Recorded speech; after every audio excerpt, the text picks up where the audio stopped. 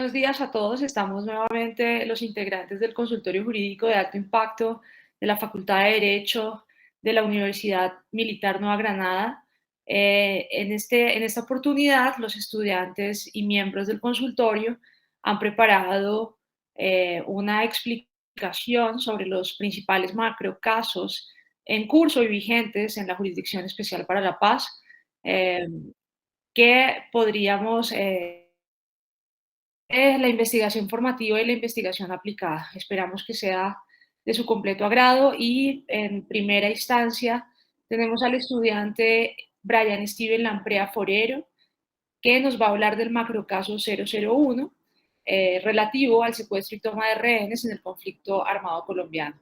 Brian, el escenario es tuyo, te escuchamos. Buenos días.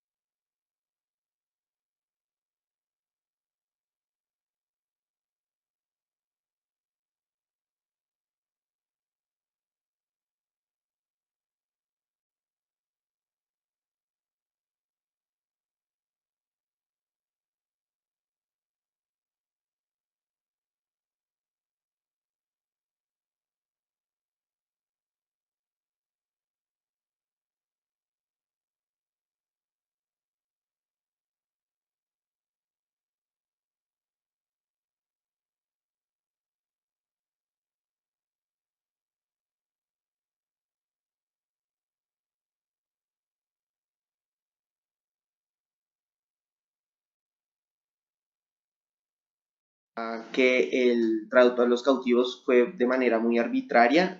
Fueron unos que fueron tratados como con total normalidad, pues que se da al caso de estar cautivo, y otros que sí fueron totalmente tratados con cero dignidad, un trato totalmente indignante. Allí dentro de la calificación jurídica se dio que tanto en el derecho penal colombiano, en el derecho internacional penal, en el derecho internacional humanitario, en el derecho internacional de los derechos humanos, se dio un concurso de secuestro simple, secuestro extorsivo y toma de rehenes. En cuanto al Estatuto de Roma, se puede calificar estos delitos como crímenes de guerra y crímenes de lesa humanidad. En un primer lugar, se dio una individualización de 9 máximos responsables de estas conductas, y también dentro de este auto se cambió el nombre a toma de rehenes y otras graves privaciones de la libertad cometidas por las FARC-EP, que hasta el día de hoy se sigue conociendo el caso 01 con este nombre. Dentro de las audiencias que se han realizado en marco de la JEP, hay varios testimonios de víctimas y victimarios. Por ejemplo, Eli Mejía, que fue uno de los perpetradores de estos crímenes, dijo que a los reclusos muchas veces, como en forma de castigo, se les ponían cadenas de 4 metros en el pescuezo, y se mantenían amarrados o unos a otros o amarrados a unos árboles, y esto lo hacían pues a manera de torturarlos. Luis Eladio Pérez, víctima, quien fue víctima de este secuestro, él dijo que los espacios donde los mantenían cautivos eran corrales de alambres de púas, lo que eso hacía parecer que fuera más bien como un campo de concentración de los que se vieron en la Segunda Guerra Mundial. Y Julieta Lamaitre, que es una de las magistradas de la JEP y está encargada en el caso 01, dijo que las víctimas se sentían totalmente humilladas porque a los cerdos que tenían ahí con ellos les daban más agua que incluso a los mismos cautivos, entonces esto era una total humillación para ellos. Actualmente en el caso tenemos que el 29 de julio del 2022 se dio una jornada de versión voluntaria colectiva en la que 3 exguerrilleros aceptaron su participación en el secuestro de 12 diputados del Valle del Cauca, y que posteriormente se le dio muerte a 11 de ellos. El 24 de noviembre del 2022, en la resolución número 02 del 2022, varios miembros del exsecretariado de las FARC aceptaron su responsabilidad en los crímenes de guerra, crímenes de lesa humanidad y crímenes internacionales por los delitos de secuestro simple, secuestro extorsivo y toma de rehenes. Y el 21 de abril del 2023 finalizó una serie de audiencias que se llevaron a cabo durante 4 días, en la que varias víctimas hacen como sus observaciones a las versiones rendidas por los miembros del antiguo bloque noroccidental, en el que pues decían si estas versiones que ellos están rindiendo, si se ajustan como a lo que ellos vivieron dentro del caso, y así. Ya para finalizar, como conclusiones tenemos pues que los delitos de secuestro y de la toma de rehenes son de los delitos más reprochables en la comunidad internacional, porque se violan un sinfín de garantías y de derechos, tanto para la víctima directa, que es quien se encuentra cautiva, como para las víctimas indirectas, que son las familias de estas, pues porque el trato indigno que reciben no solamente son los cautivos, sino sus familias de estas, pues al estar como a la zozobra de conocer qué es lo que está pasando con él, si está bien, si lo mataron o no, son daños físicos, emocionales y psicológicos, con muchas secuelas a futuro que realmente se mantienen de por vida. Aquí en este caso también podemos evidenciar el compromiso que tiene la JEP con la construcción de paz estable y duradera, pues se han adelantado a su tiempo muchas de las audiencias, y la participación de las víctimas en este caso es bastante impresionante, pues porque conocemos que las víctimas que están participando son las víctimas directas, son las mismas personas que estuvieron en el cautiverio durante muchísimos años, y son ellas las que están colaborando. Además, también es muy evidente la gran colaboración de los comparecientes, que en la medida de lo posible están intentando resarcir algo del daño que ellos cometieron en marco de este conflicto armado interno. Ya como último, pues estas son las referencias, perdón, utilizadas en mi investigación. Eso sería todo, muchísimas gracias. Steven, muchas gracias a ti por compartirnos el análisis que haces sobre el macrocaso 001. pasaremos a el análisis del estudiante Carlos Arturo Garzón Castiblanco sobre el macrocaso 003 que se adelanta actualmente en la Jurisdicción Especial para la Paz. Una vez estemos con la presentación en pantalla, iniciará nuestro compañero, al cual escucharemos atentamente. Carlos, el escenario es tuyo. Muchas gracias. Muchas gracias, doctora. Buen día para todos. Yo hablaré sobre el macrocaso 03, el cual hace alusión a los asesinatos y desapariciones forzadas presentadas como bajas sin combate por agentes del Estado. Pues la significativo es por ello que a continuación se analizará la política de recompensas, la política de defensa y seguridad democrática, los efectos de la Operación Orión, ya que pues estos son esenciales para abordar esta problemática, para comprender qué factores fueron los causantes de este incremento de ejecuciones. Por lo tanto, será de vital importancia determinar cómo se pronunció la justicia ordinaria. De esta manera se comprenderá qué manejo se le dio a esta investigación antes de la apertura de la Jurisdicción Especial para la Paz y del mismo modo que avances ha logrado esto.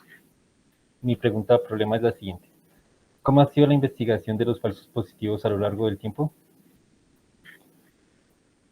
Tenemos varios antecedentes, entre los cuales destaca la política de defensa y seguridad democrática. Esta surgió en 2003. Se enfocó en garantizar y reforzar el Estado de Derecho, todo esto para proteger a los habitantes del territorio nacional, ya que diariamente las organizaciones al margen de la ley realizaban amenazas a la población. Es por ello que, pues básicamente esta política buscó realizar un control en el territorio y defender la soberanía nacional, además de hacer un combate al narcotráfico y al crimen organizado.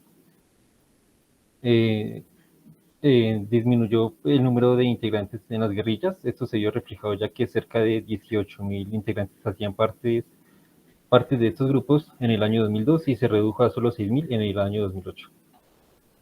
Por otro lado tenemos la Operación Orión. Fue realizada entre el 16 y 17 de octubre del 2002. Este es uno de los operativos más grandes en Colombia. Se realizó en la Comuna 13 de Medellín. El operativo estuvo encabezado por Mario Montoya Uribe, que era el comandante de la Cuarta Brigada del Ejército. Desafortunadamente los civiles fueron los más afectados, ya que lastimosamente, según la Corporación Jurídica Libertad, señaló que la Operación Orión dejó 17 personas asesinadas por la fuerza pública, 80 civiles heridos, además de 71 homicidios por paramilitares, 92 desapariciones forzadas y 12 personas torturadas. Básicamente la finalidad de este operativo en teoría era acabar con la ocupación de las milicias urbanas. Por otro lado tenemos la Directiva 029 de 2005. Por medio de esta directiva se desarrollaron las recompensas, las cuales iban dirigidas a las cabecillas de los grupos armados. También pues se otorgaban recompensas por brindar información sobre actividades que tuvieran incidencia con el narcotráfico y por labores de inteligencia. Esta fue expedida el 17 de noviembre de 2005 por el ministro de Defensa, Camilo Espina. La retribución económica que recibía la fuente dependía de la calidad, utilidad e impacto en las operaciones. Y además, pues quien otorgaba esta información o capturaba o daba de baja a un guerrillero tenía que acreditarlo por medio de cierta documentación. Básicamente cualquier persona podía recibir la recompensa. Tiempo después fue eliminada por la Directiva 002 de 2008. Aquí se evidenció el aumento, ya que pues, el porcentaje de víctimas de ejecuciones extrajudiciales a nivel urbano era de 27,4% en el año 2005 y en el año 2009 fue del 56,6%. Frente a esto, ¿qué hizo la justicia ordinaria? La Corte Suprema de Justicia, Sala de Casación Penal, por medio de la sentencia proferida el 19 de marzo de 2014, señaló los elementos y alcances frente a la desaparición forzada. Y determinó que pues, es una violación múltiple de los derechos humanos en donde se afecta principalmente la libertad personal, la integridad y la vida. Además es un delito permanente mientras no se identifique el lugar donde está la persona desaparecida. Básicamente es esa cuando se localiza, se identifica o entregan los restos de la víctima a sus familiares. Por otra parte, determinó la responsabilidad de varios coroneles, tenientes y subtenientes. Básicamente, pues, de esto podemos determinar que pues, los falsos positivos fueron civiles asesinados por integrantes del Ejército Nacional, todo esto con el fin de mostrar resultados contra las organizaciones criminales y obtener los beneficios personales. Estos hechos constituyen claramente un crimen de guerra según el artículo 8 del Estatuto de Roma. Por otro lado, Colombia fue sancionada por la Corte Interamericana de Derechos Humanos por la violación del derecho a la vida, la integridad personal y la honra de 6 personas que fueron ejecutadas extrajudicialmente por agentes del Estado entre 1992 y 1997. La Corte indicó que el Estado no investigó ni sancionó debidamente a los responsables de estas violaciones, es por ello que ordenó adoptar medidas de reparación. Posteriormente se dio apertura al macrocaso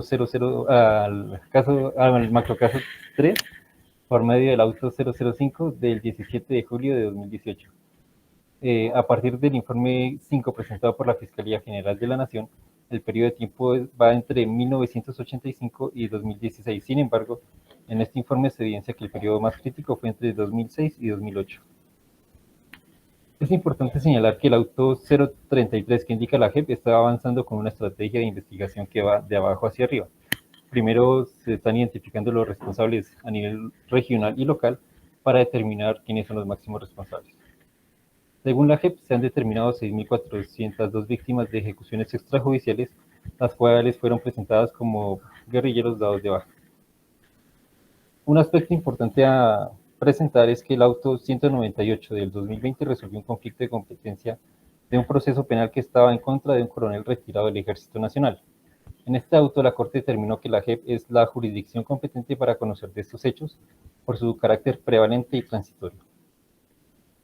Algunos avances que ha tenido la JEP se ha visto por medio del auto 125 de 2021, ya que pues básicamente en este se determinaron los hechos imputables a los integrantes de la fuerza pública y a un civil por su participación en estas ejecuciones. Este es el primer auto que imputa crímenes de guerra y de lesa humanidad. Por otro lado, se identificaron 120 víctimas de homicidio y 24 víctimas de desaparición forzada, así como los familiares y las comunidades afectadas. Por otro lado, también se determinó la descripción del patrón macrocriminal que permitió la presentación de estas conductas, así como las circunstancias que lo facilitaron, como la búsqueda de los resultados operacionales, la falta de control y supervisión, la corrupción y la complicidad de terceros. Del mismo modo, tengo el auto 128 de 2021. Básicamente, en este se determinaron los hechos que generan graves afectaciones a los derechos humanos y vulneran el derecho internacional humanitario en la región Caribe entre 2002 y 2008. Se identificaron 1.944 víctimas de ejecuciones extrajudiciales en la región Caribe, lo cual representa el 30% del total nacional. Finalmente se atribuyó la responsabilidad a 1.274 miembros de la fuerza pública, entre ellos 22 generales y coroneles, por su participación directa o indirecta en los hechos. Y ya aquí pues se puede determinar que la justicia ordinaria ha demostrado ser ineficaz e insuficiente para investigar y sancionar estos crímenes que fueron efectuados por el Estado colombiano durante el conflicto armado. Así lo evidenció la condena que la Corte Interamericana de Derechos Humanos impuso al Estado por violar los derechos fundamentales de las personas. Y pues también sus garantías judiciales de las víctimas y de sus familiares. Además que pues tampoco garantizó el derecho a la verdad, a la reparación y a la reparación integral de las víctimas. Ante este panorama, la JEP surge como una alternativa idónea para abordar estos crímenes desde la justicia transicional, que busca no solo sancionar a los responsables, sino también revelar la verdad, reparar a las víctimas y promover la reconciliación nacional.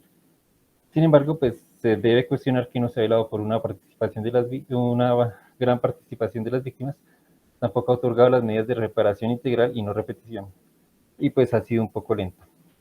Eso sería todo y aquí se encuentran las referencias. Muchas gracias, Carlos, por tu participación. Damos paso al análisis realizado por la estudiante Emily Lorena Gamba sobre el macrocaso que actualmente cursa en la Jurisdicción Especial para la Paz, número 004. Emily, te escuchamos. Muchas gracias.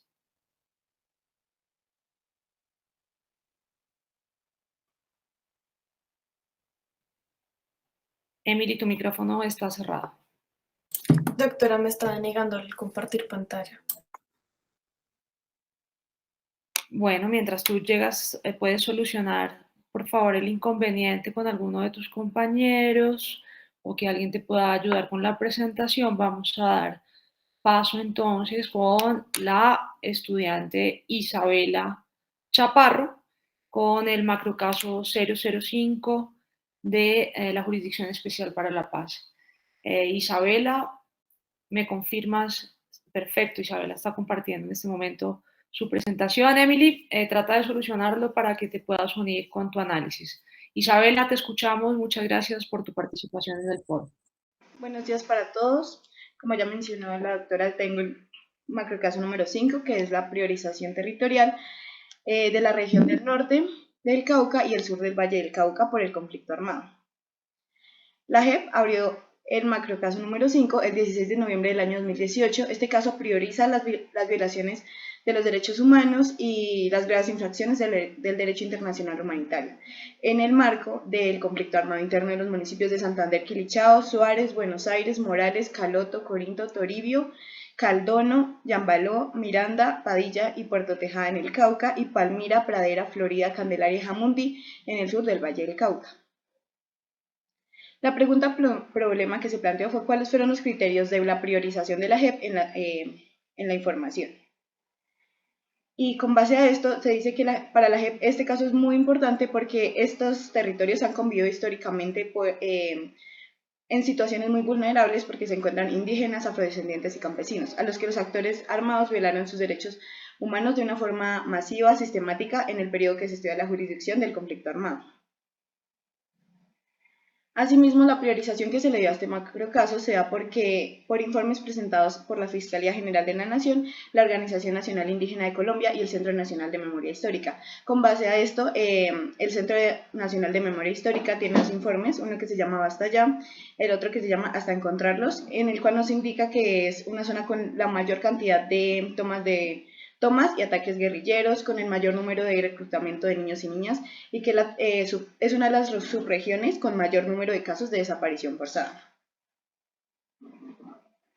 Asimismo, la Sala de Reconocimiento identificó hechos graves como el desplazamiento forzado, secuestros, tortura, violencia sexual, muertes producto del conflicto armado, confinamiento, siembra de minas, antipersonas, reclutamiento forzado, desaparición forzada, ataques a la población civil, amenazas y atentados al medio ambiente y al territorio por parte de los integrantes de las FARC-EP y de miembros de la fuerza pública entre el 1 de enero del 93 y el 1 de diciembre del 2016. Este caso presenta unas características ya que tiene el mayor número de víctimas acreditadas ante la JEP, con más de 200.000 personas y con 138 organizaciones de víctimas. Tiene especial enfoque en las afectaciones producidas por el conflicto en la población indígena, afrodescendiente y campesina, y investiga graves violaciones a los derechos humanos e infracciones al derecho internacional humanitario cometidos por exmiembros de las FARC-EP y de la fuerza pública y de terceros. En este caso se realizaron las primeras versiones voluntarias interjurisdiccionales en la JEP con la jurisdicción indígena y la jurisdicción afrocolombiana. Es un universo profesional ya que como ya lo mencioné, son 200.000 víctimas que ya están acreditadas de manera colectiva y 160 de manera individual y 138 organizaciones de esas víctimas para dar sus testimonios. Y siguiendo con lo anterior, el panorama de la violencia en esta región se complementa en los datos entregados entre el 2000 y el 2013, que esta zona conformada por el sur del Valle del Cauca y el norte del Cauca. El conflicto armado que presenció Colombia dejó aproximadamente 7.582 muertes en el 2001 en municipios como Santander de Quilichao y Corinto, y la tasa de homicidios fue por cada 100.000 habitantes habían 100 muertes.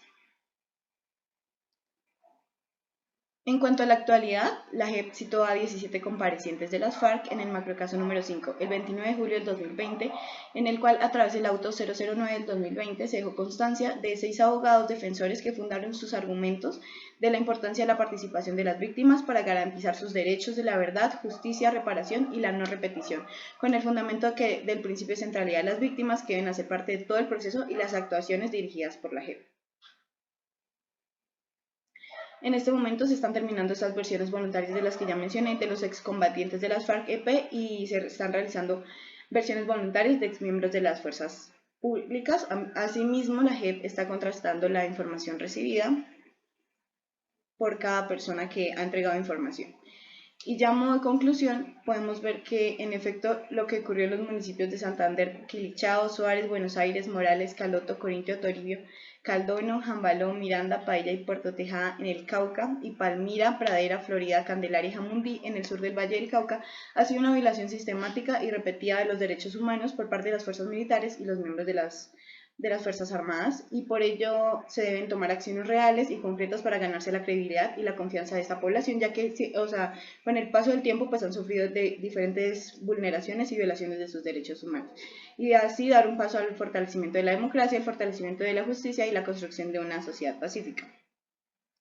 En cuanto a la pregunta problema, que era la priorización, se da porque en esta región hay un quebrantamiento de los derechos de cada habitante, que se encuentran en condiciones menos favorables que el resto de la población. Con esto se busca que estas personas tengan garantía y darles un cumplimiento a lo expuesto en la Constitución Política y los convenios y tratados ratificados en Colombia. Lo que buscan es una protección de la vida y dignidad real de todas las personas dentro del territorio nacional. Y la JEP con esto busca atender las necesidades de cada persona de esta región, y por ello se implementan distintos métodos como la realización de diálogos concretos interculturales y de la coordinación interjurisdiccional entre la JEP y la Jurisdicción Especial Indígena. Para ello se busca subvencionar la reparación de las personas afectadas, contribuir a procesos restaurativos para la realización de un verdadero impacto en la consolidación de la transición y la construcción de la paz. Y estas son... Muchas gracias, estas son las referencias. Vale, Isabela, muchas gracias por tu participación. Vamos a preguntarle a Emily si pudo solucionar su inconveniente para escuchar su análisis sobre el caso 004, el macro caso, disculpen, del 004 de la JEP. ¿Listo? Muchas gracias, doctora. Sí, mi compañero Juan Diego Reyes ya está proyectando. Perfecto, muchas gracias a ti. Bueno, buenos días a todos los asistentes. Mi nombre es Emily Lorena Gamba Camargo. El día de hoy les voy a hablar acerca del macrocaso 04 respecto a la jurisdicción transicional y los conceptos del origen de la justicia transicional, enfocados como tal en este macrocaso 04 sobre la región de Urabá. Para la introducción que tenemos, en principio, es darnos cuenta que el macrocaso 04 representa un hito importante en la lucha por la justicia y la reconciliación en Colombia. Durante décadas como tal, el conflicto armado en el país ha dejado ya un legado de violencia y sufrimiento en la población civil. Sin embargo, en la región de Urabá ha sido una región estratégica y rica en recursos naturales. Diferentes comunidades fueron incluso afectadas por estos atroces perpetrados por distintos grupos armados, desde la fuerza pública hasta grupos al margen de la ley, más extintas como tal, las FARC-EP. Es importante también resaltar que este macrocaso en el proceso de la restauración de paz en Colombia es fundamental, puesto que se enfoca en esclarecer e investigar las violaciones a los derechos humanos y crímenes como tal de lesa humanidad que fueron cometidos por varios grupos como tal, en todo el sentido de la guerra en Colombia. Siguiente, por favor. Ahora bien, entendiendo esto, nuestra pregunta problema es la siguiente. ¿Existe una optimización de recursos por la JEP para el enfoque de investigación con el fin de esclarecer a fondo lo que sucedió con cada una de las víctimas, específicamente en la región del Urabá? ¿Ha sido lo suficientemente enriquecedora para avanzar en los procesos de la anterior mencionada región? Esto como tal entendiendo si el Estado ha actuado de manera correcta e idónea para poder solucionar cada uno de los inconvenientes que han surgido posteriores a la guerra en la región del Urabá. Para entender esto como tal necesitamos primero cifras que se dividen en diferentes puntos. Referente al número de personas acreditadas como víctimas son 45.358 en el macrocaso 04. 3.582 son los hechos victimizantes que se encuentran como tal bajo el estudio de este macrocaso. Los miembros activos e inactivos de la fuerza pública que estuvieron vinculados de manera formal al caso 04 son 164 hasta el día de hoy. 153 personas son el número de comparecientes, como tal de ellas las ya extintas FARC-EP, que están claramente vinculados con el caso 04. Por último, 235 sesiones de versión voluntaria realizadas con los 3 diferentes tipos de comparecientes que más adelante las vamos a ver. Y lo anterior se especifica con cifras de corte del 28 de febrero del 2023. Sin embargo, es muy importante resaltar que en el macrocaso 04 la JEP como tal ha asumido un control para investigar y juzgar los crímenes cometidos en el Magdalena Medio. Sin embargo, como tal, la importancia de este macrocaso radica como tal en el alcance territorial y en la gravedad de los delitos investigados. Todo esto para dar a entender que como tal el territorio fue el que sufrió todos estos derechos y violaciones. Siguiente, por favor. Muy bien, ahora entendiendo en el contenido, se han documentado claramente diferentes tipos de delitos aberrantes que han dejado una profunda huella como tal en la población civil, más específicamente en la región del Urabá. Sin embargo, entre ellos se encuentran asesinatos colectivos donde personas fueron ejecutadas de manera arbitraria y sistemática siguiendo un patrón. sin importar ya sea su edad o género. Estos actos violentos claramente que buscaban instaurar terror como tal en esta comunidad, en estos tipos de territorios, y silenciar a aquellos que se oponían a las agendas de como tal los grupos armados. Es importante también destacar que en el macrocaso 04 se abarcan no solo los crímenes cometidos por grupos de guerrilleros, sino también como tal los que se realizaron por paramilitares y agentes estatales. El objetivo como tal era esclarecer o es esclarecer la responsabilidad de todos los actores armados que estuvieron involucrados en los hechos violentos y garantizar la justicia para las víctimas. También es importante entender, siguiente por favor, que en la investigación de la JEP se ha enfocado en reconocer las violencias contra la vida, el territorio y las costumbres específicamente en este macrocaso. Por eso se habla acerca del territorio, entendiendo la relación entre los seres humanos, la tierra, el agua y las especies que habitan este territorio que ha sido completamente afectado. Esto ha permitido como tal comprender el conflicto armado, cómo ha impactado como tal las relaciones de las comunidades con su entorno natural y cómo se ha perpetrado incluso daños socioambientales y territoriales. Para poder entender un poco mejor, la VPD ha llegado como tal una unidad de búsqueda de las desapariciones, tiene unas especificaciones concretas y claras para aportarle a la JEP por medio de su unidad de búsqueda de personas dadas por desaparecidas las siguientes circunstancias: desaparición forzada, secuestro, reclutamiento ilícito y durante las hostilidades combatientes tanto regulares como los miembros de la fuerza pública como irregulares los miembros de grupos armados al margen de la ley. ¿Por qué es importante esta unidad de búsqueda? Porque ha sido uno de los puntos más fuertes para darle como tal cifras a la JEP y ayudar de la mano a esta Justicia Especial para la Paz. Siguiente, por favor. Es importante también resaltar que la JEP como tal ha estudiado y ha desarrollado casos que se clasifican como tal por la territorialidad. La VPD, ¿cómo ayudaba en esto? Entonces, ella ha dado y ha recibido información como tal, la JEP, importante de la unidad de búsqueda de personas dadas por desaparecidas, han colaborado estrechamente con otras entidades como la Jurisdicción Especial Indígena, que se ha visto plenamente afectada, para obtener como tal una visión integral de los hechos y asegurar como tal la participación de las comunidades afectadas y autoridades tradicionales.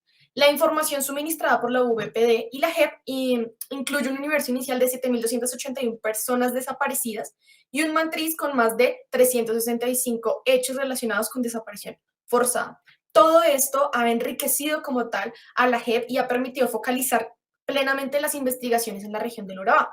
Estos avances claramente han facilitado las acciones humanitarias y extrajudiciales de la VPD y ha contribuido a la satisfacción de los derechos de las víctimas en el entendido en cómo la desarrolla la JEP. Siguiente, por favor. Esta es una de las últimas actualizaciones que nos ha dado la VPD, que es el 30 de junio del 2021. Hay un total de 12.048 personas dadas por desaparecidas registradas, que corresponden a las 16.133 solicitudes de búsqueda referidas previamente. Entre estas personas se encuentran también todas las que estuvieron en la región del Urabá. Ok, ahora ya vamos con el tema de las actualizaciones. Sin embargo, también hay que hacer una capita aquí, donde la JEP manifiesta que se reconoce como tal el territorio de Urabá y cada uno de los macrocasos que señalan territorio como sujetos y víctimas del conflicto, gracias a disposiciones como los artículos 3 y 45 del Decreto Ley 4633 del 2011. Estas disposiciones como tal impulsan el reconocimiento de los territorios y la atención integral, reparación y restitución de los derechos territoriales a las víctimas pertenecientes a los pueblos y comunidades indígenas. Ahora bien, para las actualizaciones encontramos en primera parte a Dairon Antonio Usuaga David, que para el año 2022 como tal la JEP, por medio de la Sala de Definición de Situaciones Jurídicas, rechazó la solicitud de este señor, el cual lo llaman alias Otoniel. Esto debido a que la Sala determinó que Usuaga no logró encontrar ningún tipo de prueba que lo acredita como un tercero colaborador civil, entendiendo que esta persona lo que quería era cobijarse bajo la Justicia Especial para la Paz y evitar la justicia ordinaria. Sin embargo, la JEP, tras su arduo trabajo, logró definir que ese señor no pertenecía, por lo tanto, pues le comunicó a la justicia ordinaria que siguieran el proceso con él. La segunda actualización es la JEP junto a la unidad de búsqueda avanzan para obtener el esclarecimiento de la verdad sobre cada una de las personas desaparecidas durante el conflicto que se dio en el Dariel, Bajo Trato y Urabá. Aquí se presentan importantes avances en el esclarecimiento de la verdad, en el entendido de que el universo inicial con esta región, como lo manifesté anteriormente, asciende a 7.281 individuos. Obviamente han informado pues toda la información que manifesté anteriormente, donde han subido cada vez más cada uno de los números que manifiestan cuántos desaparecidos han tenido y cómo se ha dado todo este conflicto en el Dariel, Bajo Trato y Urabá. También se establece una hoja de ruta entre la JEP y la VP para coordinar esfuerzos entre la protección de lugares donde se encuentren cuerpos no identificados, y también se promoverán como tal acciones humanitarias que garanticen la participación de las víctimas, la acumulación de trabajos y acciones del reparador. Por último, en Dabeiba, 8 comparecientes reconocen la responsabilidad de los falsos positivos. Bueno, aquí es importante debido a que el 4 de octubre del 2022, 8 de los 10 integrantes del ejército fueron imputados por crímenes de guerra y de lesa humanidad en relación con asesinatos como tal y desapariciones forzadas cometidas en el cementerio Las Mercedes de Dabeiba, donde se realiza pues como tal la imputación el 11 de julio a través de la autodeterminación de hechos y conductas. Siguiente, por favor. Ya para terminar, en las conclusiones, entonces, primero la identificación de los responsables. La JEP ha logrado identificar como tal quiénes son los responsables y ha hecho que ellos salgan como tal a la JEP, pidan disculpas y seguir el proceso como tal. Por lo tanto, la JEP ha obtenido pues los resultados necesarios para este. La verificación de los hechos para poder también entender y establecer la manera precisa en la que los hechos ocurridos en la región del Magdalena Medio se realizaron. La conexión y estructuras criminales, cómo es que estas estructuras criminales tienen conexidad como tal con los hechos y cómo es que al haberlas llamado como tal ante la JEP ha resuelto también todo este tema de las víctimas y todo lo que han sufrido como tal. La contribución a la verdad y a la reconciliación, que claramente es uno de los objetivos para poder finiquitar como tal todo este tema de la JEP y de la verdadera paz. Las medidas de reparación y por último tenemos la respuesta al problema. La pregunta a la pregunta problema. Siguiente, por favor. Bueno, se puede concluir como tal que la optimización de recursos hacia la JEP en el macrocaso 04, centrado en la región de Urabá, ha sido enriquecedora y ha permitido avanzar significativamente en los procesos de esclarecimiento de lo sucedido en dicha región como tal. La colaboración con otras entidades, la recopilación de información relevante y la comprensión de las características diferenciadoras de las comunidades ha contribuido como tal a la búsqueda de la verdad y a la satisfacción de los derechos de las víctimas en el marco de la justicia transicional. Esto nos da a resolver que efectivamente la JEP ha invertido no solo dinero, sino también muchas investigaciones y a fondo para poder resolver cada uno de los macrocasos, específicamente en el del Urabá, en el que ha tenido un gran apoyo con la VPD. Esto sería todo por mi presentación. Muchísimas gracias, doctora y compañeros. Bueno, muchas gracias, Emily, por tu aporte sobre el análisis y actualización del macrocaso 004 de la región del Urabá en la Jurisdicción Especial para la Paz. Ahora vamos a escuchar atentamente a nuestro colega Juan Diego Reyes con un caso muy interesante y que afecta mucho a la historia política de nuestro país, el macrocaso número 06, conocido como la victimización de los miembros de la UP o de la Unión Patriótica. Juan Diego, te escuchamos. Muchas gracias, doctora. Buenos días a los presentes. El tema que vamos a abordar hoy es el macrocaso número 06, como bien lo dijo la doctora, la victimización de miembros de la Unión Patriótica. La Unión Patriótica, o UP, fue fundada el 28 de mayo de 1985 dentro del proceso de paz entre el gobierno de Belisario Bernabur y las Fuerzas Armadas Revolucionarias de Colombia. La Unión Patriótica nació como un mecanismo para ensayar la apertura política en Colombia, pero terminó siendo una de las más grandes tragedias de la historia nacional, tragedia para no repetir, puesto que fue un genocidio que se cometió contra este partido, que sucedió entre los lapsos de tiempo entre 1984 hasta el 2004, dejando miles de víctimas de asesinatos o torturas, desaparición forzada, desplazamiento forzado y exiliados. Las cifras varían según la fuente y los casos denunciados, pero para este caso en especial nos vamos a basar en las cifras que ha dado la JEP. Entonces, ¿es el Estado colombiano el único responsable por el genocidio que sufrió el partido de la Unión Patriótica?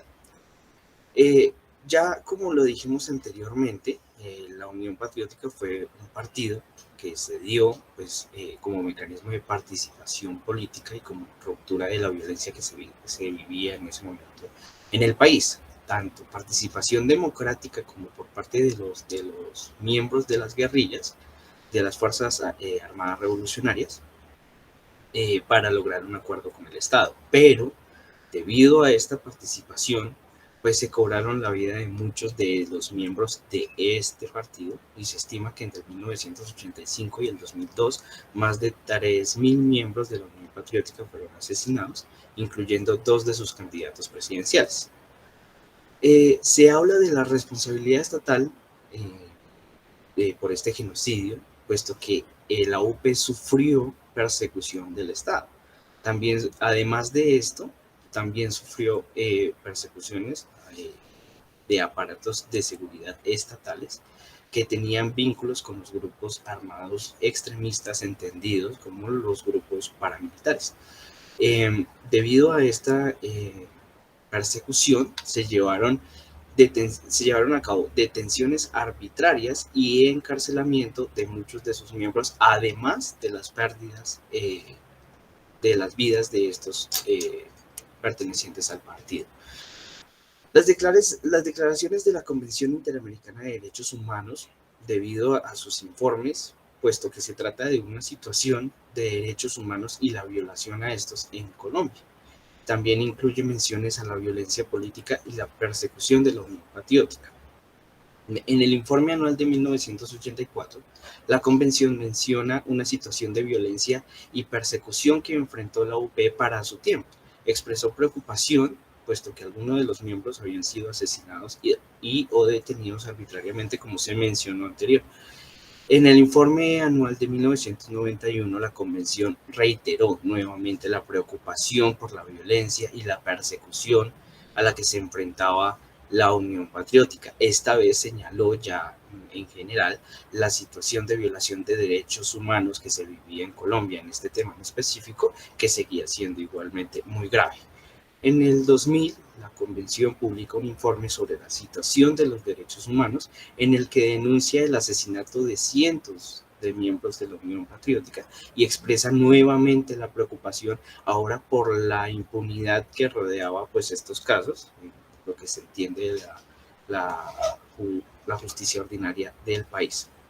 En el informe anual del 2016 se menciona la situación de violencia y persecución nuevamente que enfrentan los partidarios, simpatizantes y pertenecientes a la Unión Patriótica, y ya se hace mención a que los líderes sociales y los defensores de derechos humanos de Colombia también sufren violencia constante, además de, en general en la historia del país, también en la persecución que se hace contra la Unión Patriótica. La Jurisdicción Especial para la Paz, en marzo del 2021, anuncia la apertura del caso relacionado con la violencia contra este partido. Se investigan a varias personas que presuntamente tendrían responsabilidad del asesinato de varios militantes y dirigentes del partido, además de atentar contra los derechos humanos de los simpatizantes de este. Las cifras son 5.733 personas en total, puesto que 4.616 fueron víctimas de homicidio, 1.117 fueron víctimas de desaparición forzada y 2.217 víctimas de desplazamiento forzado, entendiéndose que las víctimas de desplazamiento forzado tuvieron que salir a territorio europeo para salvaguardar la vida de sus cercanos, la vida de ellos mismos y pues sus mismos derechos humanos. En abril del 2021, la JEP anuncia que está investigando a un ex senador y ex ministro por la presunta participación en el asesinato de un candidato a la alcaldía de Barranca Bermeja, miembro de la Unión Patriótica en 1989, que nos aterriza más a la idea de que sí hay participación estatal directa en lo que se vivió con respecto a la violación de derechos humanos y persecución política por parte del Estado para la JEP, para la Unión Patriótica, perdón. En junio del 2021, la JEP ordena la creación de un grupo especial para investigar los asesinatos y desapariciones forzadas, que son las conductas que anteriormente se denunciaron contra los miembros de la Unión Patriótica entre 1980 y 1990. Tanto que en septiembre del 2021 la JEP enuncia que se habían encontrado pruebas que indican que los paramilitares y agentes del Estado habrían participado conjuntamente en la persecución y el exterminio de los miembros de la Unión Patriótica. ¿En qué va el caso respecto a la JEP? El expediente presentado al Sistema Interamericano de Derechos Humanos por los sobrevivientes de este partido en diciembre de 1993, el Estado colombiano reconoció parcialmente su responsabilidad, pues reconoció a 219 víctimas, entre las más de 6.000 de las que se hablan de los demandantes. La Corte Interamericana de Derechos Humanos declaró que Colombia, como Estado, es responsable por la violación masiva de los derechos humanos, entiéndase lo que sufrió la Unión Patriótica, lo que denunciaron los sobrevivientes y las víctimas indirectas a partir de 1984, que se vivió por más de 20 años esta persecución, y como consecuencia, pues hubo un plan de exterminio dirigido contra el partido de la UP, a sus integrantes, militantes y simpatizantes por parte del Estado colombiano. Se ordenan reparaciones pues por estos hechos. Se pone en marcha la Comisión de la contratación de la identidad y el parentesco de las víctimas, puesto que existen pues víctimas tanto directas como indirectas en territorio nacional o exiliados. Asimismo, se le ordenó al Estado iniciar, impulsar, reabrir, dirigir y continuar en un plazo no mayor a 2 años, que es un plazo razonable, las investigaciones amplias y sistemáticas con el fin de establecer la verdad de los hechos relativos y graves violaciones a los derechos humanos, puesto que Colombia pues aceptó parcialmente la responsabilidad. Ya la Corte les da una responsabilidad total, por eso se ordena a la reparación y a la mención de estas consecuencias a los actos. Y también se remueven todos los obstáculos de facto y jure que mantienen en impunidad a los hechos relacionados con este caso. A manera de concluir, la violencia contra la Unión Patriótica fue un fenómeno sistemático y generalizado que buscó exterminar a una alternativa política en Colombia. Por eso se habla de que fue un golpe muy grande a la democracia, puesto que como la Unión Patriótica tuvo bastante apoyo, la gente no volvió a confiar en el modelo entendido como la democracia y la participación política en Colombia. La violencia contra la UP tuvo como consecuencia muertes de miles de personas, incluyendo líderes, militantes y simpatizantes de la organización. Además de esto, se producen desplazamientos forzados, incluso exilio de personas que tienen que salir del territorio colombiano a territorio extranjero, secuestros, desapariciones y otros hechos violentos que afectaron a miles de personas en todo el país. Volvemos a hablar de víctimas directas y víctimas indirectas.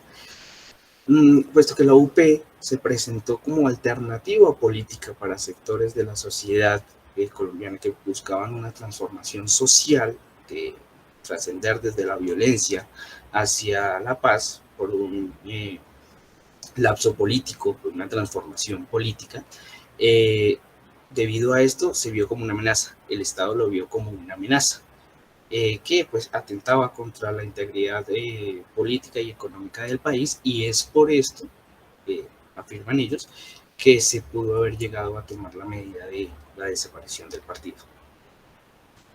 Es necesario avanzar en la implementación de los medios de verdad, justicia y reparación, que es lo que buscan las víctimas y es lo que todos estos sistemas de justicia buscan para con ellas.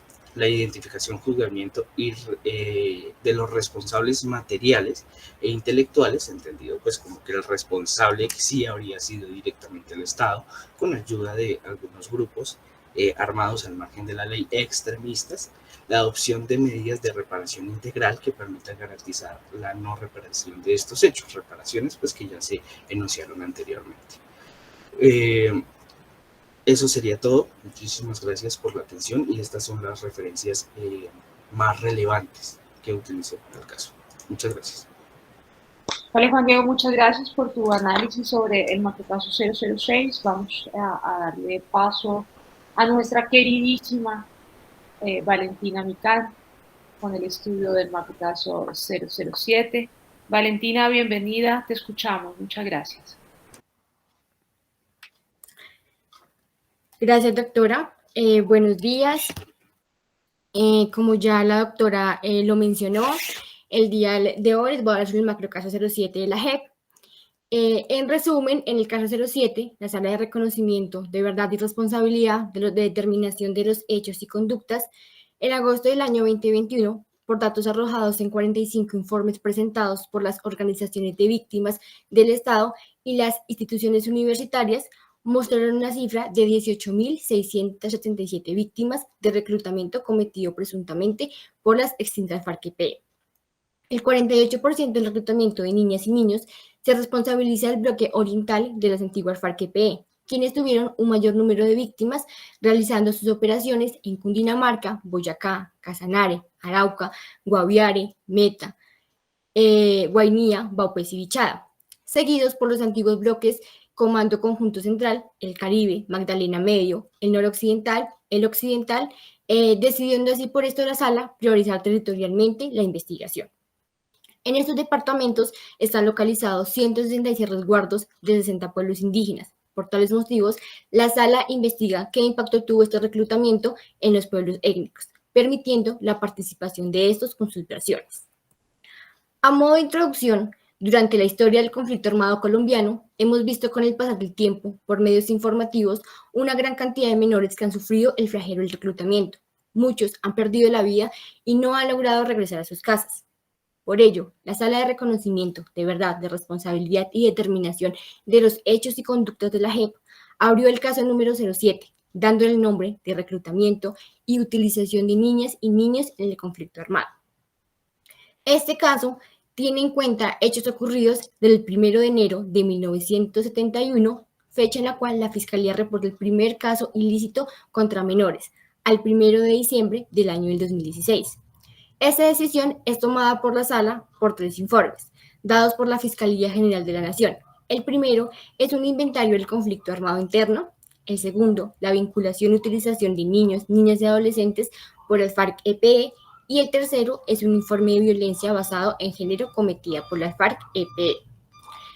La pregunta planteada sobre este caso es cuáles son las principales omisiones del Estado colombiano en el caso 07 de reclutamiento y utilización de niñas y niños en el conflicto armado. Los niños en el conflicto armado. El reclutamiento y utilización de niñas y niños en el conflicto armado es la participación de los menores de 18 años en la guerra. Entonces, hacen parte de cualquier tipo de fuerza armada regular o irregular, no solamente portando un fusil, porque las niñas también son reclutadas para realizar actividades sexuales y contraer matrimonio por la fuerza. La sala investiga acciones que pusieron en riesgo la integridad física, psicológica y el desarrollo de las niñas y los niños. La afectación a sus derechos, como la violencia, esclavitud sexual, los abortos forzados, donde las niñas fueron las principales víctimas, los trabajos forzados para su condición de niños, la pérdida de su libertad y la limitación para abandonar las filas, los castigos crueles, inhumanos o degradantes, como trabajos forzados hasta fusilamientos. De acuerdo a lo relatado por las víctimas reconocidas en el caso 07, la sala ha encontrado afectaciones en las familias de los menores reclutados, como tratos inhumanos crueles, humillantes, degradantes y hasta homicidios, como sanciones disciplinarias en las condiciones que vivieron dentro de las FARC-EP. Mediante el auto 029 del 1 de marzo del año 2019, la Sala de Reconocimiento abocó el reconocimiento de este caso 07. La JEP, para abrir este caso, armó una estrategia con la información que tenía, donde se indicaba que las FARC-EP y la Fuerza Pública estaban vinculados a estos reclutamientos. Por lo tanto, dividió esta investigación en 2 subcasos. El primero fue el de las FARC-EP y el segundo fue el de la Fuerza Pública. De igual manera, se establecieron 2 líneas de investigación de estos delitos, como la violencia sexual, el desplazamiento, la desaparición forzada, el fusilamiento, la tortura y otros tratos degradantes, crueles e inhumanos y la victimización contra los pueblos étnicos. De acuerdo a la información que se dictó en el primer auto, vinculó a 37 exmiembros comparecientes de este grupo guerrillero al proceso y cita a 15 de ellos a rendir versiones voluntarias, las cuales se realizaron durante el año 2020 en 20 sesiones. Los frentes que más reclutaron menores son las FARC-EP, las Autodefensas Unidas de Colombia, las bandas criminales y el ELN. De acuerdo a los informes de esta entidad, de estas investigaciones, se han reportado 10 sentencias condenatorias en la justicia ordinaria, estableciendo que esos casos tienen un elevado nivel de impunidad. En Colombia, los departamentos donde suceden más reclutamientos de menores son Cundinamarca, Tolima, Caquetá, Antioquia, Meta, Guaviare, Cauca y Putumayo. Los datos analizados dan cuenta de 4 picos históricos de menores que fueron reclutados en el país. Primero, inicia su crecimiento en el año 1997, llegando a su máximo punto en el año del 2002, dejando así 1.817 víctimas. El segundo fue en el año del 2002, con un registro de 1.201. El tercero, en el año del 2007, arrojando 1.140 registros de víctimas. Y el último fue en el año del 2013, con 1.766 víctimas. Con estas cifras, lo que se hizo fue que se priorizó que en el año 1996 al 2016 se concentre el mayor número de reclutamientos. La sala determinó la edad de las víctimas, concluyendo que las FARC-EP reclutaron menores entre 15, 16, 17 años. Igualmente, tiene una segunda hipótesis, que también reclutaron víctimas de 14 años o menores a este. A lo largo de la historia, los menores han sido usados y vulnerados sus derechos por distintos agentes. Por tales razones, el Estado colombiano ha ratificado normas internacionales de protección, tales como el Pacto Internacional de Derechos Civiles y Políticos, cuya finalidad es la protección de los derechos humanos. La iniciativa mundial que va en contra de la victimización de los niños, niñas y adolescentes en el conflicto armado creó el Día Internacional de las Manos Rojas en el mundo desde el 12 de febrero del año 2002, conmemorando el aniversario de la firma de la Convención de los Derechos del Niño, que prohíbe el reclutamiento y la utilización de los menores en el conflicto armado. El aporte que ha hecho el Centro Nacional de Memoria Histórica es el esclarecimiento de los hechos, como el derecho a la verdad de las víctimas y de la sociedad. En el informe de Una guerra sin edad, su finalidad primordial es contribuir a esclarecer las dinámicas, tendencias históricas del reclutamiento y de la utilización de los menores por los grupos armados en el marco del conflicto en Colombia.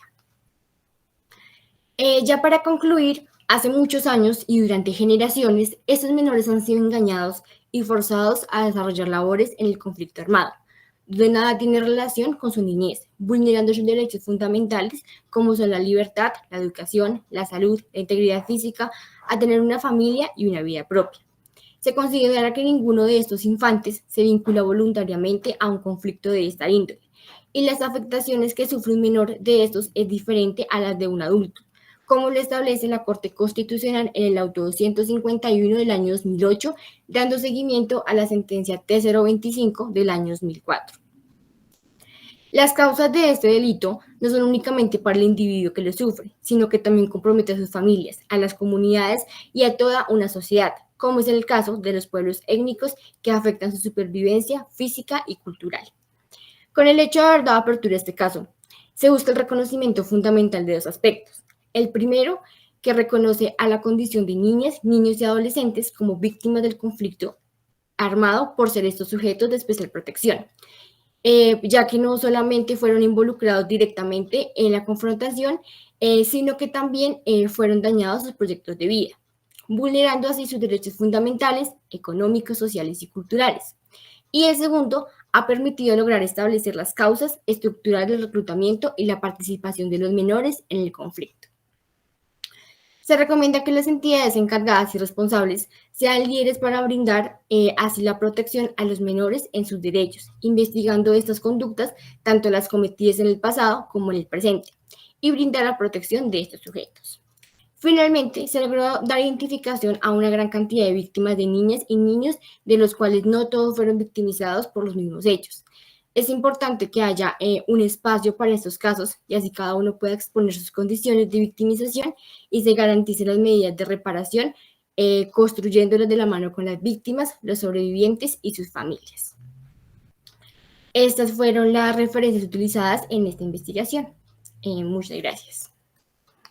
Valentina, muchas gracias por tu participación en el macrocaso 07 que actualmente cursa en la JEP y por actualizarnos sobre este tema tan interesante de reclutamiento de menores.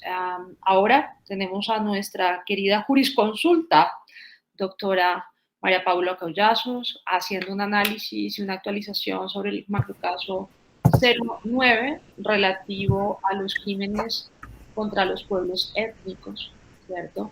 Una de las comunidades más vulneradas dentro del conflicto armado. María Paula, te escuchamos. Muchas gracias por tu participación en el foro. Gracias, doctora. Bien, como lo dijo la doctora, voy a hablarles acerca del macrocaso 09, que lleva como título Los crímenes contra pueblos y territorios étnicos en el conflicto armado.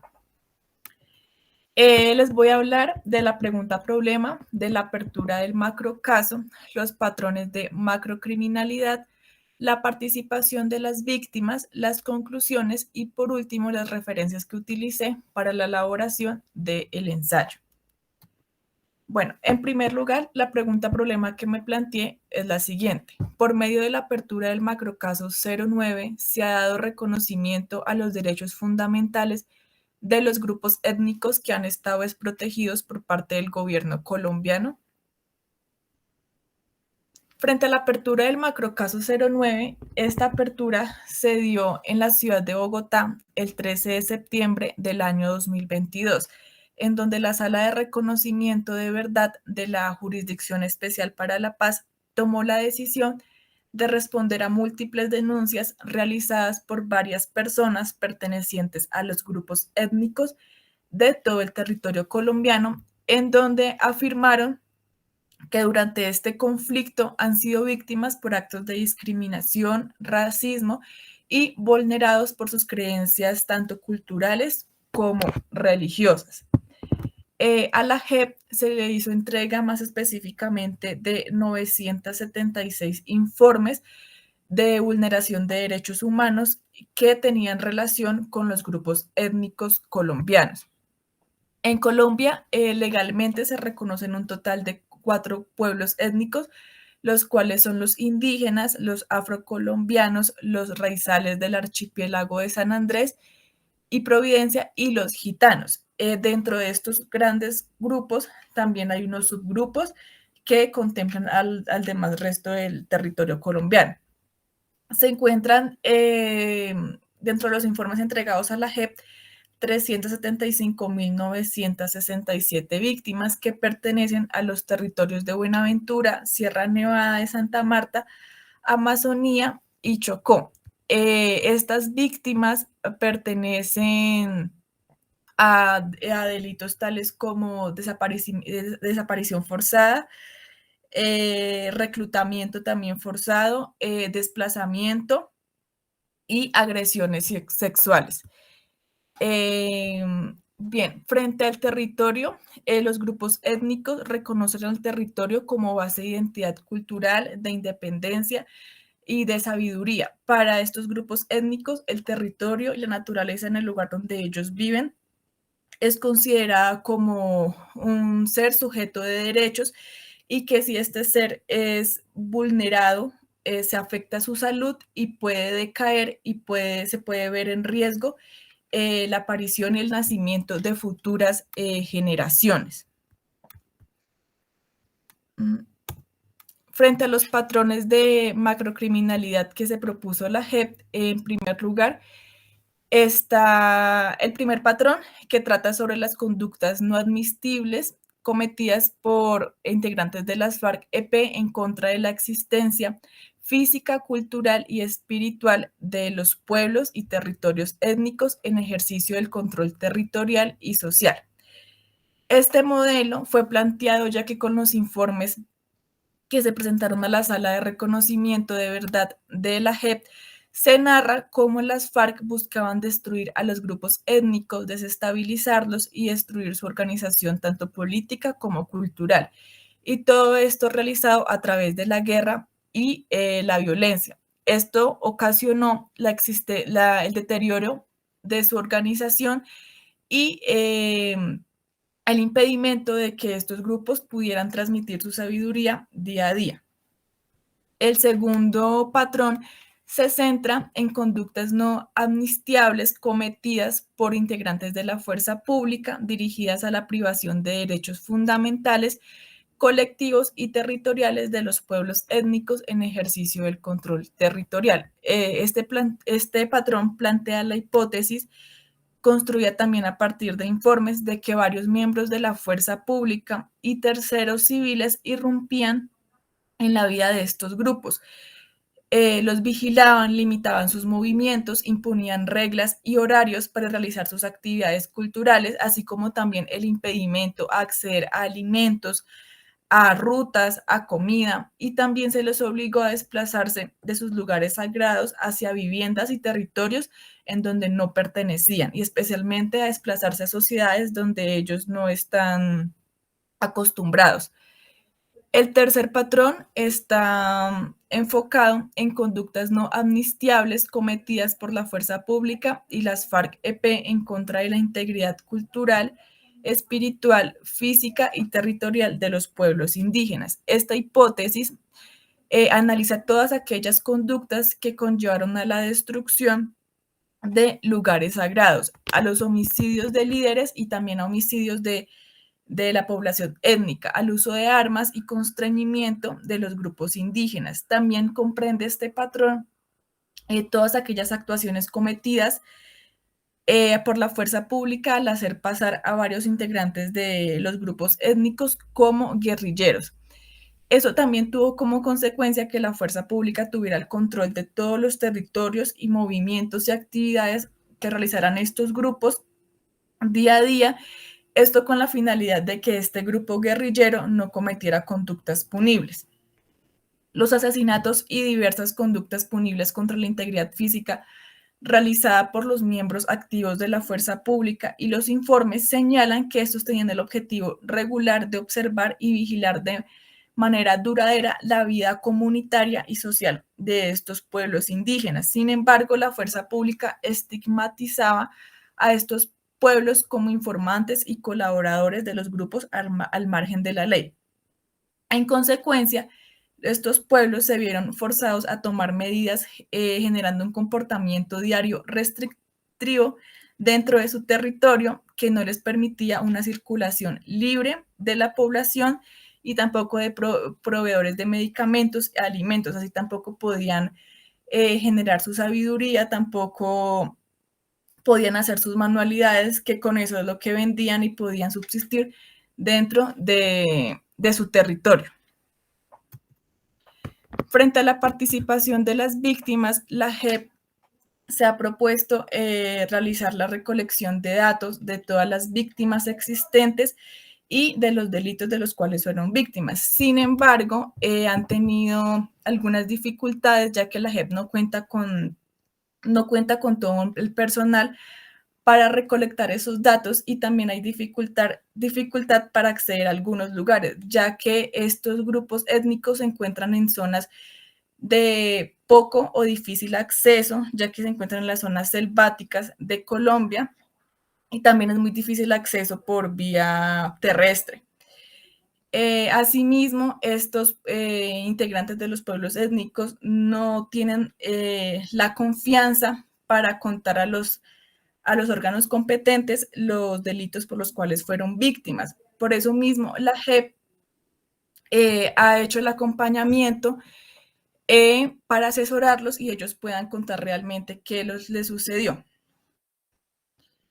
Frente a las conclusiones y para dar respuesta a la pregunta de investigación, entonces, en primer lugar, puedo decir que los grupos étnicos son considerados patrimonio de Colombia, puesto que conservan costumbres, sabiduría y culturas que existen desde los inicios de este país y que por tal razón se debe garantizar la permanencia y protección de estos grupos étnicos, ya que existen varios de estos que se encuentran en peligro de desaparecer.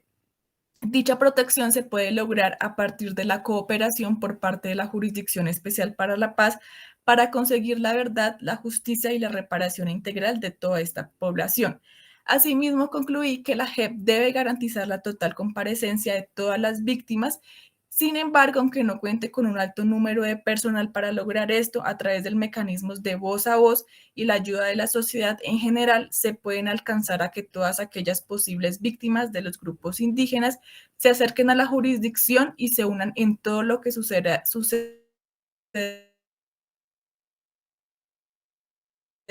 en un corto plazo. Finalmente, muchas gracias.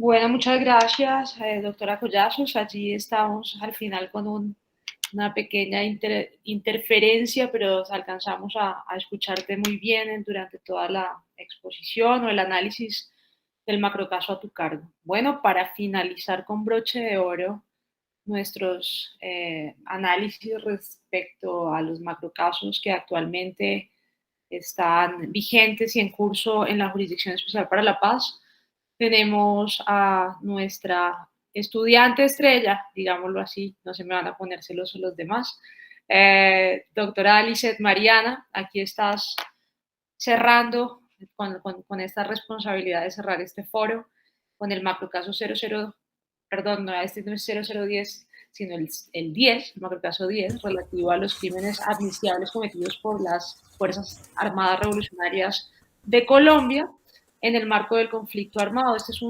un caso recientemente abierto y adicionalmente la doctora Lisette les va a compartir algunas, digamos, antecedentes históricos muy pertinentes para poder hacer el abrebocas de este último caso, no digamos el último, sino el último abierto en manos de la JEP actualmente. Entonces, doctora Lisette, el escenario es tuyo, te escuchamos. Buenos días, doctora, muchas gracias. Claro que sí, yo les voy a hablar sobre el macrocaso 10, denominado Crímenes no amnistiables cometidos por las extintas FARC-EP en el marco del conflicto armado colombiano. Para iniciar, pues entendemos por crímenes no amnistiables los que no extinguen o no exoneran la sanción penal y la responsabilidad de los actores de estos crímenes. Entonces, bueno, para iniciar, este va a ser el contenido de mi presentación. Y para dar la introducción es importante recordar que en Colombia el conflicto armado ha sido un fenómeno que ha permanecido por muchos años debido a la conformación de diferentes grupos armados ilegales que estaban o están integrados por personas que inicialmente no compaginaban porque no estaban de acuerdo con las ideologías políticas diferentes a las que ellos tenían. Sin embargo, ya con el pasar de los años, estos empezaron a atentar en contra de los derechos de las personas, empezaron a cometer delitos de lesa humanidad y a ejercer un dominio territorial en diferentes zonas del país. Por lo tanto, la pregunta problema que he planteado es la siguiente: ¿cuáles son los criterios de priorización de la Sala de Reconocimiento de la JEP para la apertura del macrocaso 10? Entonces, para iniciar, primero voy a hablar un poco sobre la misión y la visión de la JEP. Como misión, la JEP ha planteado restaurar y seguir construyendo solidaridad, protección, seguridad y respeto de los derechos humanos de las personas que han sido afectadas directa o indirectamente por parte de diferentes grupos armados ilegales. Y como visión, la JEP ha realizado una proyección futura para el año 2023 en donde planifica hacer justicia, esclarecer hechos y establecer responsabilidades de los hechos que han sido investigados en los diferentes macrocasos. Y a pesar de que algunos de estos casos ya han dado resultados y han garantizado la efectiva administración de justicia, actualmente siguen en curso otras investigaciones. Entonces, para hablar un poco sobre el origen de los grupos armados ilegales, debemos también recordar que en Colombia hubo un suceso histórico que fue desencadenado por la lucha de los partidos políticos, como bien sabemos, el Partido Liberal y el Conservador. También, como les mencionaba anteriormente, estos partidos o estas personas tenían ideologías políticas opuestas y pues al ser rivales desencadenaron abruptamente una guerra por alcanzar todo el poder político en la nación. Es así que a raíz de todos estos sucesos, años después, los partidos políticos empezaron a formar grupos armados de autodefensa, de los que hacían parte familiares, vecinos, campesinos, incluso estudiantes, en donde principalmente ellos buscaban defender sus intereses, sus ideologías y protegerse de los otros grupos armados, y de esta manera empezaron a desatar una violencia generalizada en general en todo el país. Empezaron a abusar y a extralimitar su actuar y cometieron delitos y pues acudieron al uso de la violencia. Ya tiempo después, alrededor de los años de 1963 y 1964, surge la famosa Operación de Marquetalia, que es la que da los indicios del surgimiento oficial de las FARC, porque en esta época las acciones violentas se desataron permanentemente para alcanzar un poder y un dominio territorial, y son todas estas acciones e intervenciones que han hecho del conflicto armado la odisea más grande de la historia de nuestro país. Entonces, con respecto al proceso de paz con las FARC, Como bien sabemos, Colombia ha tenido varios intentos desde los años 80 para construir una paz y dar fin al conflicto armado. Entonces, aquí traigo diferentes gobiernos presidenciales y de estos pues destaco lo siguiente. Por ejemplo, con el gobierno de Belisario Betancur, el acuerdo de paz que duró hasta el año de 1990 y hubo un cese al fuego. Con el gobierno de César Gaviria, hubo negociaciones que lograron, entre otras cosas, desmovilizar algunas guerrillas como el M-19, el EPL, el PRT, la CRS, MPM, entre otras. También con el gobierno de Ernesto Samper, con la creación del Consejo Nacional de Paz, el gobierno de Andrés Pastrana con el acuerdo de la Agenda Común para el Cambio hacia una Nueva Colombia, o también conocida como la Agenda de la Machaca, con el gobierno de Álvaro Uribe Vélez y su política de defensa y seguridad democrática, y finalmente el gobierno de Juan Manuel Santos con el acuerdo de paz. Digamos que básicamente con este acuerdo de paz del doctor Juan Manuel Santos buscó impedir el aumento de las cifras de las víctimas y, entre otras cosas, también le planteó a las FARC dar fin a la guerra dejando y entregando sus armas. Asimismo, buscó eliminar la comisión de delitos de lesa humanidad y buscó adoptar un sistema integral de verdad, de justicia, de reparación y de medidas de no repetición, y también buscó llegar a un acuerdo de participación política. Digamos que también se incluyeron otros aspectos que fueron necesarios e importantes para acudir a la paz entre el Estado colombiano y pues las guerrillas de las FARC. Con respecto a la constitucionalización del acuerdo de paz, también debemos recordar que este acuerdo fue consultado en un plebiscito en donde ganó por una mínima diferencia el no. Sin embargo, pues este acuerdo fue implementado a través del procedimiento de la Corte Constitucional mediante la sentencia C-370 del año 2006, que avaló el Fast Track. El Fast Track es un mecanismo excepcional que permitirá básicamente aprobar rápidamente en el Congreso las reformas pactadas. Y asimismo, pues aquí la Corte afirmó que los caminos de construcción de paz se consideran como un deber de los ciudadanos, un deber del Estado, también un derecho colectivo y también pues está dentro de los fines esenciales del Estado. Ya con respecto a la Jurisdicción Especial para la Paz, digamos que este también fue un punto de debate en el Acuerdo de Paz del 2016 y la creación de este componente surge principalmente para la efectiva administración de justicia, también como un componente para reparar y reconocer a las víctimas del conflicto armado, que son personas que tras muchos años de violencia no han sido reparadas y no han sido reconocidas por el Estado colombiano. También la JEP es un régimen legal propio que busca contribuir a la paz estable y duradera, como les he venido mencionando. Los criterios de priorización de la sala de reconocimiento de la JEP han sido la magnitud o la escala de la victimización, la gravedad de los hechos, la condición de vulnerabilidad de las víctimas. También han tenido en cuenta el impacto en comunidades étnicas y en sus territorios por las masivas violaciones de sus derechos colectivos.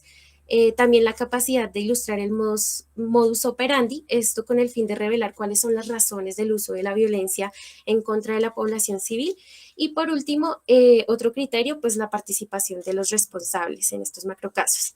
Ya con respecto al macrocaso 10 de la JEP, que es el que nos interesa, fue su apertura oficial el 15 de julio del año 2022 para iniciar con las respectivas investigaciones a las infracciones del derecho penal internacional por la comisión de delitos como desaparición forzada, desplazamiento forzado, violencia sexual, medios y métodos ilícitos de guerra. Digamos que la apertura de este macrocaso también se debe a la cantidad de informes que fueron recibidos por parte de autoridades judiciales pertinentes para el conocimiento de estos hechos, que en la actualidad son hechos que se encuentran en la impunidad. La JEP ha recibido alrededor de 306 informes y pues también se tratan de hechos que a la luz de la JEP no han sido investigados dentro de los otros macrocasos que ha dado apertura a la JEP. Con respecto a las cifras del conflicto armado en Colombia investigados por la JEP, en 2022 hubo un reporte actualizado en la hoja de datos que suministra la JEP en su página oficial. Registró un total de 169.400 hechos victimizantes. De estos, 54.000 han sido víctimas del desplazamiento forzado, 50.100 fueron víctimas del uso de medios y métodos ilícitos de guerra, 48.000 víctimas de homicidio, 15.000 víctimas de desaparición forzada y 2.300 víctimas de violencia sexual. Igualmente, la JEP ha logrado identificar cuáles son las zonas en donde se ha evidenciado mayor presencia por parte de las FARC. De estas zonas destacamos los departamentos del Tolima, el Caquetá, Vaupés, Arauca, el Guaviare, Antioquia y Nariño. Y ya para finalizar con mi intervención, es importante hablar sobre el atentado al Club El Nogal, porque este es otro aspecto importante que será objeto de debate en la JEP. Fue un atentado por parte de las FARC en el Club Los Nogales en la ciudad de Bogotá. Estos hechos ocurrieron el 7 de febrero del año 2003 en el norte de la capital del país. El ataque terrorista se configuró con la explosión de un carro bomba que fue dejado por parte de las FARC con el fin de intimidar al Estado por las presuntas reuniones que hacían agentes del Estado con las AUC al interior de estas instalaciones. Como consecuencia de este atentado, se puede resaltar que hubo alrededor de 38 personas fallecidas y 198 personas heridas. Se allegaron todos estos informes y todas estas solicitudes para que fueran investigadas dentro de este macrocaso con el fin de poder esclarecer la verdad y poder determinar qué fue lo que realmente sucedió el día del atentado. Entonces, la JEP lo que nos afirma aquí es que apenas recolecten toda la información y la totalidad de los documentos, se citarán a los comparecientes para escuchar sus versiones de lo ocurrido en ese año. Y también un dato importante sobre este caso es que el día en que la representante legal de las víctimas entregó el segundo informe a la JEP, invitó a este evento a algunos de los ex jefes de las Autodefensas Unidas de Colombia y a algunos presidentes del partido de las FARC. Y pues se dice que este evento representó un acto de reconciliación porque dentro de estos el señor Julián Gallo reconoció y aceptó su responsabilidad en el atentado, y también el excomandante paramilitar Salvatore Mancuso envió una carta en donde pedía perdón a las víctimas por lo que ocurrió el día del atentado en el año 2003. Y ya para finalizar, es importante recalcar que actualmente no se ha tenido avance alguno por su reciente apertura, también como nos decía la doctora antes de iniciar mi intervención, entonces estamos a espera de que la JEP se pronuncie al respecto. Estas fueron las referencias que utilicé para mi investigación y muchas gracias por su atención. Excelente, Elizabeth, excelente, muchachos. Muchas gracias a todos ustedes, principalmente por demostrar pasión en la investigación, pasión por los temas de conflicto armado. Les agradecería a todos si podemos prender las cámaras para hacer nuestra despedida y nuestras reflexiones finales. Dentro del foro las teníamos apagadas esperando no generar interferencias en la internet, pero básicamente este ha sido el grupo de consultorio jurídico de alto impacto con el que hemos venido trabajando con algunos de los integrantes. Ya llevamos un año trabajando, con otros integrantes empezamos este semestre, esperamos seguir el próximo semestre siguiendo los temas más importantes de derechos humanos, derecho internacional humanitario y evidentemente justicia ordinaria y jurisdicción transicional o justicia alternativa relativas al conflicto armado, que es lo que más nos interesa a nosotros respecto de estas nuevas metodologías, digamos, desde la academia. Queremos entregar a la sociedad en general avances específicos y mostrar el trabajo que se hace por parte de los estudiantes. Hoy, siendo el Día del Maestro, me siento muy, muy honrada de tener este grupo tan bonito. Hoy terminamos justamente también nuestras sesiones del consultorio jurídico y pues básicamente dentro del consultorio jurídico hemos trabajado la importancia del derecho internacional para que nosotros tengamos marcos de justicia transicional en Colombia, es decir, la justicia transicional no es la paz de santos, no es específicamente una justicia programada para la salvaguarda de la impunidad de las violencias cometidas por las FARC-EP. Debemos decir que las FARC han cometido crímenes internacionales, crímenes de guerra, crímenes de lesa humanidad, que aquí básicamente hemos visto reclutamiento de menores, violencias sexuales, asesinatos, violencias también por parte del Estado y las fuerzas militares en los casos de falsos positivos. En el caso de la Unión Patriótica, en la extralimitación de las funciones del deber del Estado, en la omisión de la protección de la participación política, de la libertad de expresión. Es decir, justicia transicional es un sinónimo, un mal sinónimo de una violencia sistemática en materia de derechos humanos y en materia de derecho internacional humanitario. Nosotros hemos hecho 2 foros este semestre. Uno de ellos se basó exclusivamente en el caso de los falsos positivos por darle la importancia que representa en materia de derechos humanos y derecho internacional humanitario. A las personas que nos quieran seguir, recientemente estamos, digamos, incursionando en redes sociales y tenemos una cuenta en Twitter y tenemos un canal de YouTube que estamos hasta ahora gestando nuestros primeros pasos y queremos seguir socializando, visibilizando es la palabra, pues las grandes problemáticas en materia de derechos humanos en pro de las víctimas, ¿cierto? No más que de ello que en pro de las voces de los victimarios, no, nosotros queremos en este momento visibilizar las tragedias que hemos vivido como sociedad. Eso hace la JEP. La JEP busca identificar y responsabilizar a los máximos responsables. Lamentablemente no es una jurisdicción ordinaria que busque digamos, la sanción de los victimarios de forma individual, dada la sistematicidad, ¿cierto?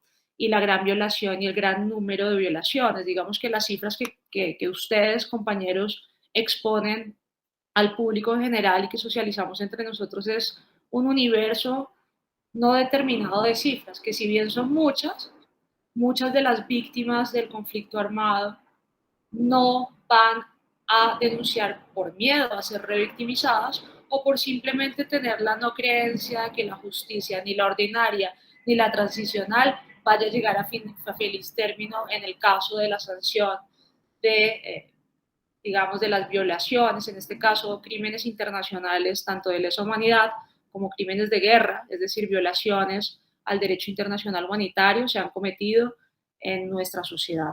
Vale decir que el conflicto armado y este tema de víctimas de conflicto armado se tiene un universo desde el año 1985 hacia adelante, ¿cierto? Dejando atrás toda esta historia de la espiral de la violencia entre los partidos tradicionales liberal y conservador.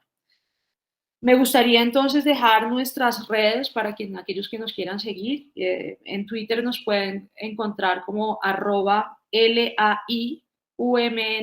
2023, es decir, litigio de alto impacto, Universidad Militar Nueva Granada 2023. Y en los canales de YouTube también nos pueden conocer o conseguir como litigio de alto impacto UMNG. Bueno, no siendo más, les agradezco a ustedes mucho, mis queridos estudiantes, su presentación. Ya hablaremos de las notas.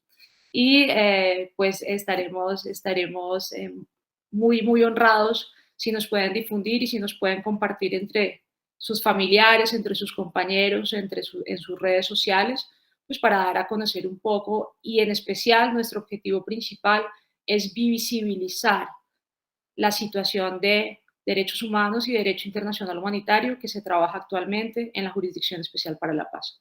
Muchas gracias para todos. Esto ha sido todo en este foro sobre los macrocasos más importantes de la Jurisdicción Especial para la Paz. Gracias por su atención.